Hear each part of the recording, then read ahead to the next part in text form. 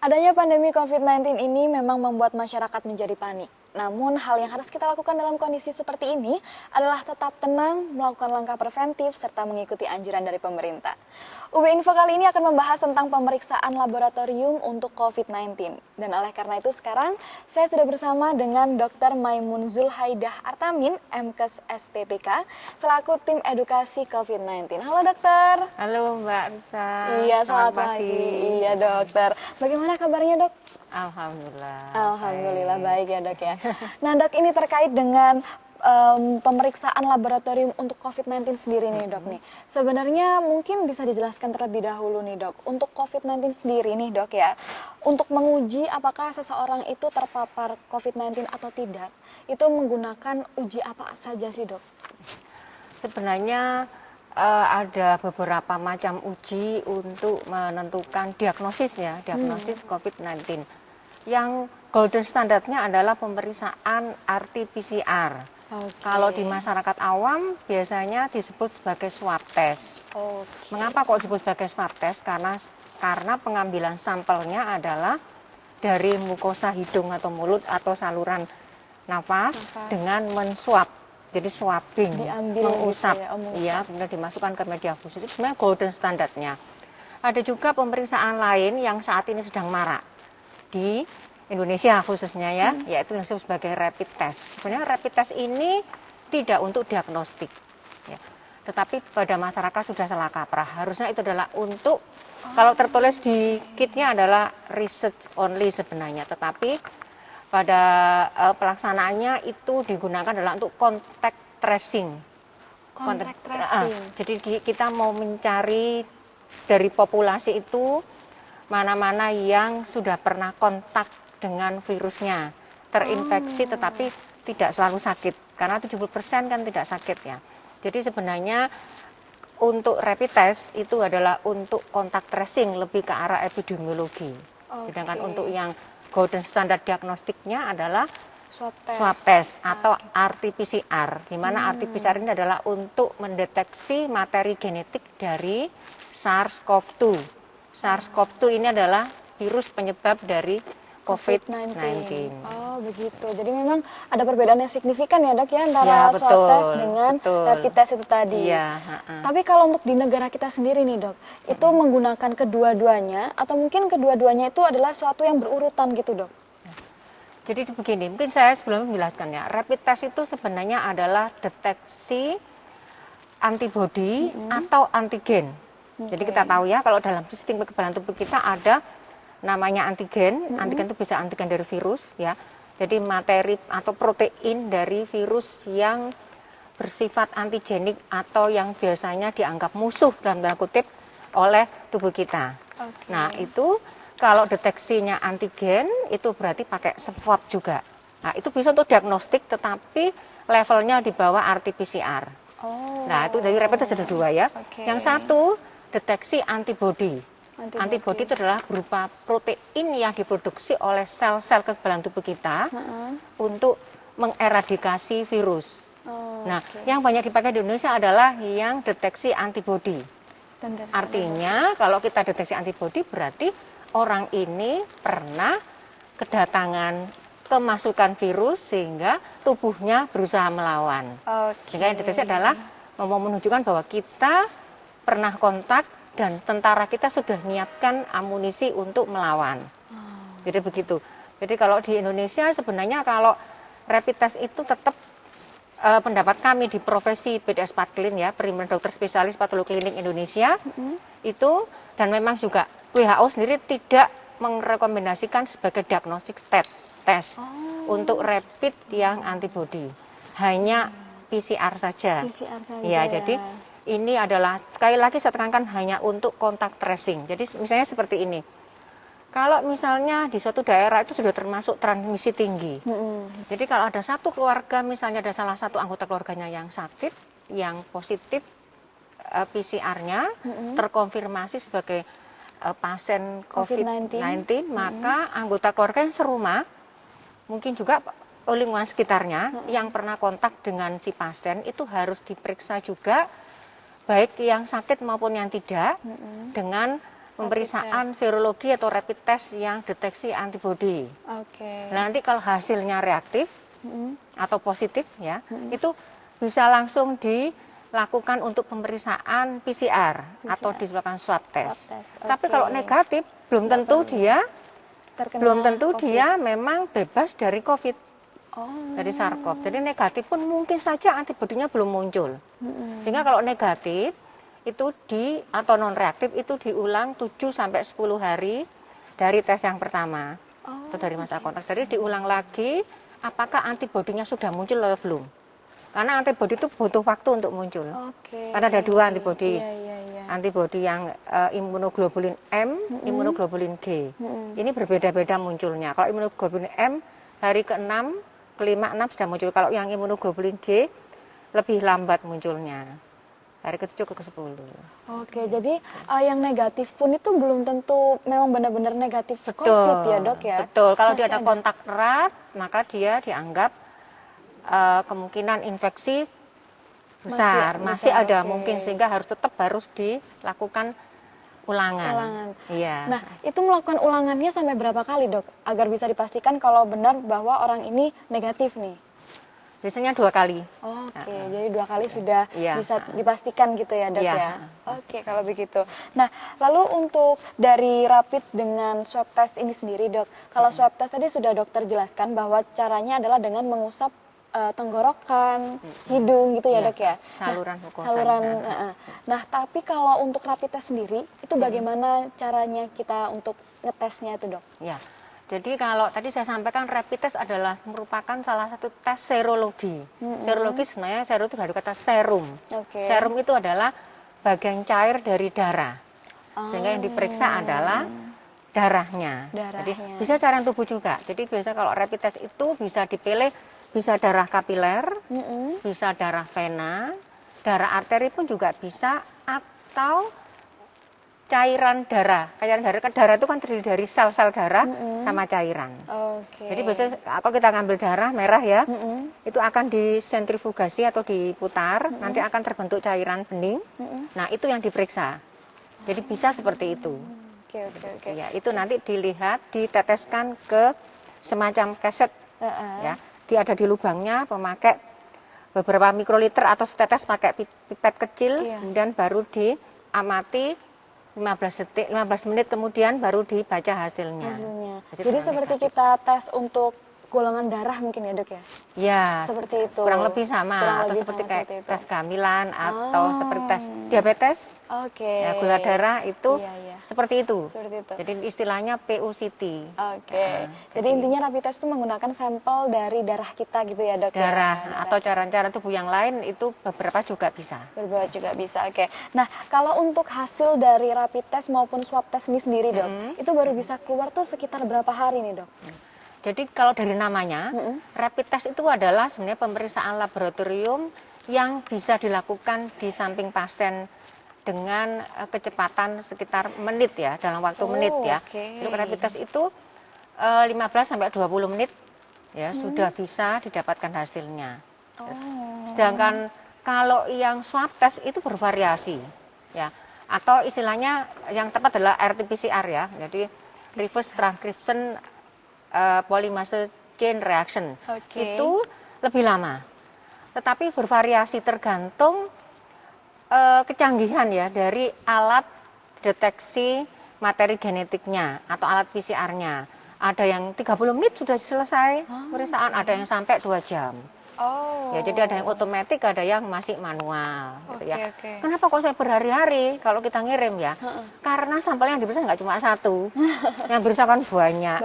Nah, kalau diperiksa banyak, laboratoriumnya terbatas, maka antriannya jadi juga panjang. Iya. Seakan berhari-hari, sebenarnya enggak. Oke, jadi sebenarnya cuma dalam waktu 30 menit sampai 2 jam gitu ya, Dok ya?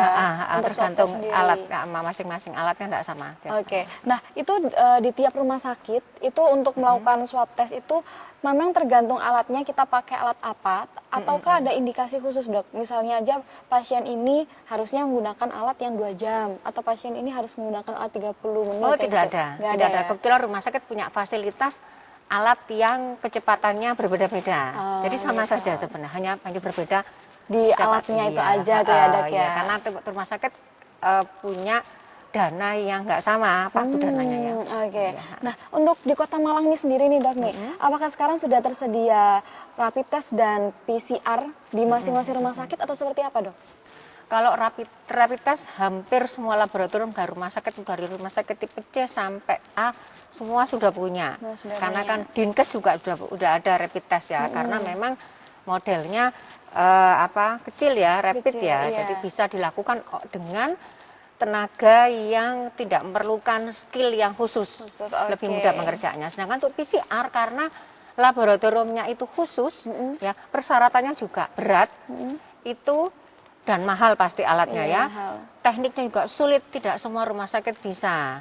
Oke. Yang di Malang saat ini yang sudah punya alat PCR itu adalah RSUB, RSUB. ya, kemudian Saiful Anwar, Rumah Sakit Saiful Anwar dan Rumah Sakit Lavalet. Oh. Tetapi untuk kesiapan menerimanya itu masih belum semuanya. Jadi yang saat ini sudah berjalan pemeriksaan adalah dari Rumah Sakit Saiful Anwar. Sedangkan Rumah dari Sakit Lavalet Saiful sama Anwar. RSUB sekarang lagi masih persiapan. Persiapan ya dok ya. Jadinya tapi sudah ada ya alatnya untuk di sana. Sudah ada. Saiful Anwar punya 2, Lavalet punya 1, RSUB punya 1. Oke, jadi ntar ke depannya mungkin sudah siap tiga-tiganya untuk melakukan swab Insya test Allah. itu ya dok Ya, ya. Oke. Nah ini kalau untuk swab test dan rapid test sendiri nih dok, setelah seseorang telah melakukan swab test, lalu dinyatakan positif terpapar COVID-19, lalu step selanjutnya untuk pasien itu tuh apa dok? Kalau swab atau PCR-nya positif, artinya dia mengandung virus ya. Berarti dia berbahaya bagi sekitarnya. Oke. Sehingga harus diisolasi. Diisolasi. Jadi langsung mendapatkan penanganan khusus dari Ya, rumah sakitnya gitu ya dok ya? Kalau dia tidak ada gejala, biasanya self isolation Oke. 14 hari.